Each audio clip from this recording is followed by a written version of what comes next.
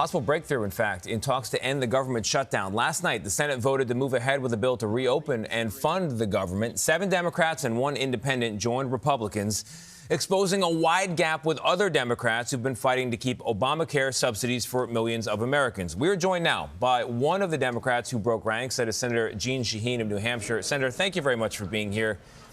Nice to be with you. This is a big morning here because no one wants the shutdown to continue, and we might be on our way out of it. At the same time, from the perspective of your party, the goals here were to show your voters you could stand up to President Trump and to guarantee that extension in health care subsidies. I look at this and I see you didn't achieve either, so people wonder, what was it all for?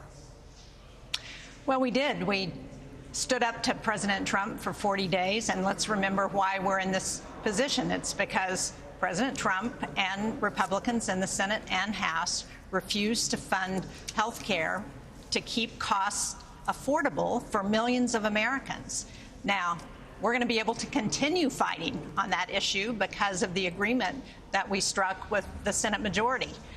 But we're also going to end the suffering of millions of Americans, people who are not able to get their food assistance, federal employees who have been out of work without paychecks. Some have had to work with paychecks. They're going to be brought back. They're going to get their back pay. Contractors are going to get their back pay. Air traffic controllers are going to get paid. Senator. And we're going to live to fight another day. And that's what we need to keep people focused on. Well, it's not the Democrats who broke ranks who are the issue here. It's President Trump and the Republicans who have kept us from dealing with the costs of health care. Well, Senator, those issues that you described when it comes to the shutdown, we've covered them. They are real. There's a lot of pain in the country right now, and people want out of this shutdown. But it was that fight for health care subsidies that led Democrats to drive the country into a shutdown. You had the leverage. Now you're out of the shutdown, or on a path anyway. And other Democrats are using words like, this is pathetic. This is not keeping your word. They are very angry. I'm talking about other elected Democrats. What's your response to them? Well, again, I think the focus should stay on the people who are responsible for where we are. And as I said in my statement last night, keeping the government shut down for another week or another month doesn't indicate that there would be any change in the outcome. All it would mean is that more Americans would suffer.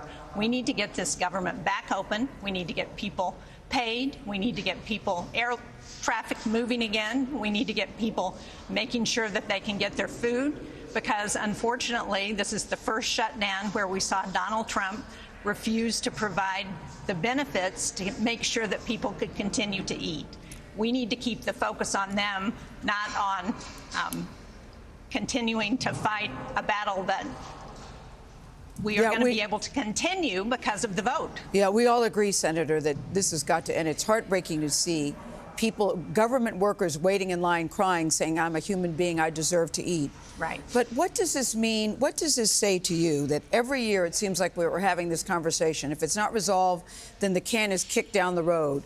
Why is this so difficult, number one? And number two, why can't we come up with a way that Congress, you guys don't get paid until these people get paid? It seems to me if they had that kind of scenario, they would work this stuff out. I keep thinking, suppose we weren't paid here at CBS when we didn't do anything wrong, but the people making the decisions are still getting paid. I wrestle with this. It makes no sense when I see what is happening to the government workers in this country. So the first question, I said, why is this so difficult? Well, what I hear most from my constituents is, why can't you just work together to address the problems facing this country?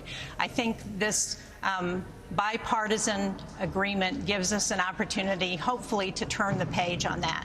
But we do need a long-term way to address the fact that we should not be putting workers at risk, the people of this country at risk, when we have policy disagreements. And I think there's real interest in trying to do that. And I hope there's a real commitment. What we've heard from many of our Republican colleagues in the Senate is that they're willing to work on health care. Now we can hold them accountable. We're going to have a vote. We're going to see if they're really willing to work on it. And if they're not, the people of America can hold them accountable. Senator, echoing Gayle, I think a lot of Americans are going to be very happy as we head toward the holidays to see so many other Americans going back to work with this shutdown potentially over.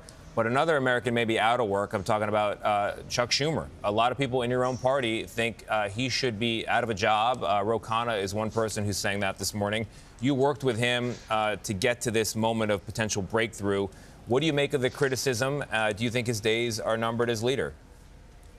Well, I think the House members who are critical should stay focused on what they can do in the House to ensure that we have a vote on health care and to make sure that we hold Speaker Johnson and President Trump, who are responsible, accountable for where we are. The fact is, what this agreement is going to do is it's going to force Speaker Johnson to bring the House back in. He's been out since the beginning of September. It's going to force him to come back in and to deal with health care and all kinds of other issues. I apologize for I said Ro Khanna. I could have said Alexandria Ocasio-Cortez. I mean, I could have named a whole bunch of people. There's people on the Senate side as well. And as I said, they should stay focused on who's responsible for this problem. It's not Chuck Schumer. It's Speaker Johnson, it's President Trump, it's the Republicans who have refused to have a vote on health care. Now we have this opportunity, and we're going to take it, and the people of America will have a chance to see who's on their side. Senator Shaheen, thank you very much Thank you. for coming on this morning. Appreciate it.